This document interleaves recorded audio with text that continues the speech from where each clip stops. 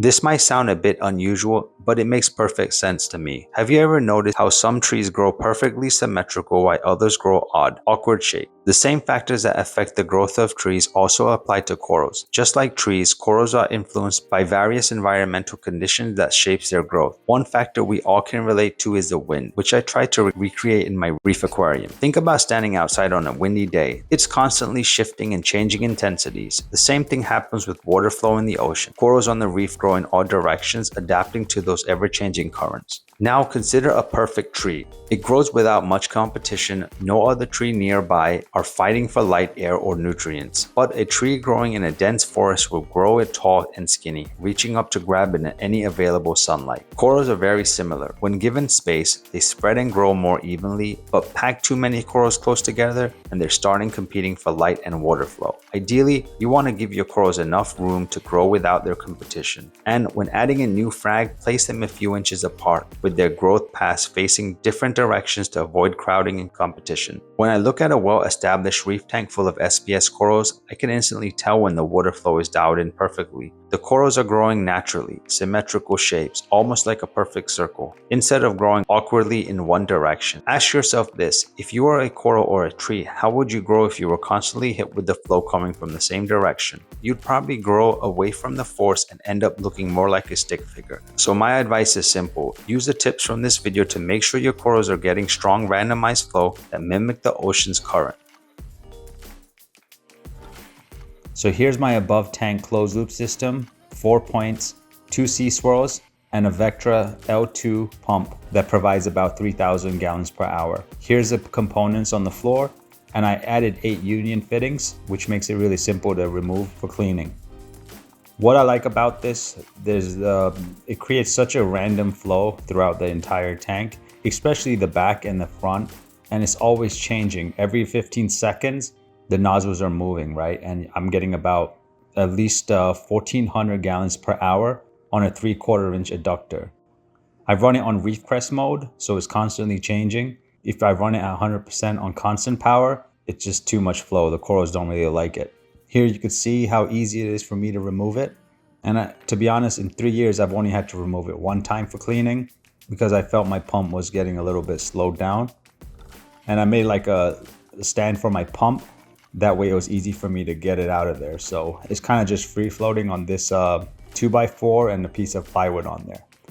This section right here, I'm actually thinking about just putting the sea swirl on the far back corner and not the front. But even in the future, you know, if I want to increase the pump capacity to like maybe 5,000-6,000 gallons, I could always just run more pipes along the back if needed.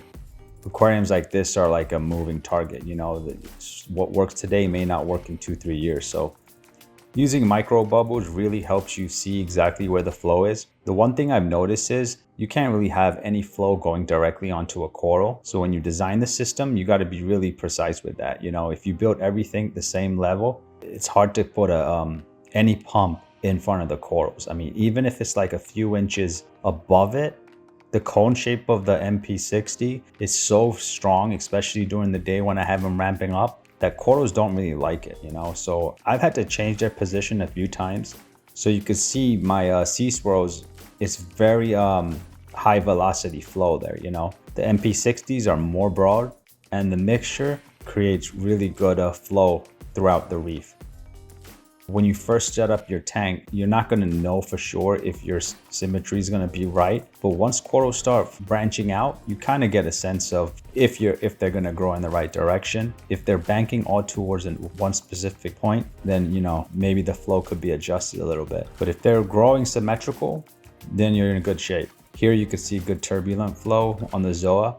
I think this is great flow, you know, as long as you're not hitting them like that all the time.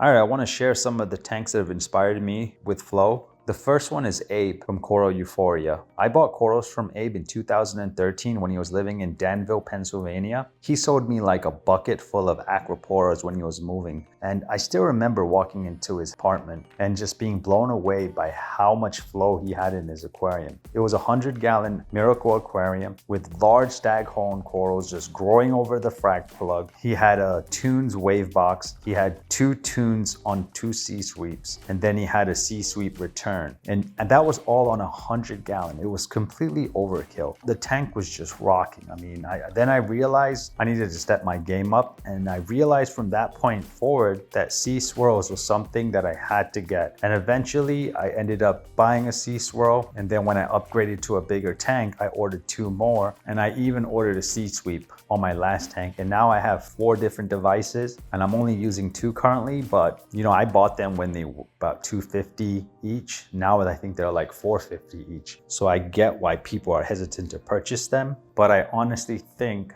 you could save money in the long run, because one sea sweep will probably save you running another 1 or 2 other pumps that will probably cost you $400 or $500. So in my 400-gallon tank, because I have 2 sea swirls on a closed loop, I'm able to get sufficient flow with just 2 MP60s for a SPS dominant tank. If I had not used the sea swirls, I think I would have needed at least 2 more MP60s or some other pumps. And I'm just thinking about how much harder it would have been to service those. Right now, I don't have to really service my sea swirls. The pump I clean like every 1 year, and I love the flow that I'm getting. Sanjay Joshi is another reefer that I admire, especially with how he runs his flow. It's a very simple system. He just uses MP40s, MP60s along the sides and the back glass, and he has 3 sea swirl returns on a closed loop. I believe he's running a Vectra L2 on one of the closed loops, and that provides really good flow for him. I mean, he's had his aquarium set up for 20 years, and I wouldn't be surprised if those are the original sea swirls. He may have had to change them, but the good part about sea swirls is, you know, Ed, the owner of sea swirls, you could send it back for repairs. So essentially you could use it for 20, 30 years. I mean, it's a very simple device. It's kind of just like a fan, right? You just plug it in, 5 watts of electricity. It just turns your return nozzle or closed loop nozzle 90 degrees, and it moves at a perfect speed. Worldwide Coral doesn't use sea swirls, but they get really nice growth with their tanks. And I honestly believe that's because Josh probably goes to sleep thinking about flow. I mean, they figured out how to get flow on a Peninsula tank, 700-gallon, I believe, with just running their pumps on 1 wall, which is kind of unheard of. And their strategy for that shows me that they're probably the best at running flow. If I was them, I would have just put 2 sea swirls on the far side and called it a day. I saw this tank in person. I think it's a 500-gallon. It was really nice. Symmetry's there. The way their corals do grow are really nice. You got growth tips going in every angle, and it's just really balanced and appealing to the eye looking at Worldwide Coral's display tanks. Though I do like their old aquarium better, because they were using like Haitian live rock, and unfortunately they can't get that anymore, so they're using this man-made rock. And I don't care what anybody says, a tank full of shelf rocks is not the same as natural rock, you know, especially when the corals start encrusting around the rock. It gives it, like, for example, this right here. Look how this rock looks. This is actually a live rock, and look how cool it looks, you know. That's good growth right there. This one's good growth, good symmetry, good polyp extension. Oh, I love the way those tips are growing all over the place. I think that was Man of Steel. In the back right there, you see a F-flow. That's great growth. That's what you want. All right, guys, thanks for watching. If you like this video, don't forget to hit the subscribe button and watch another video. Until next time, peace out.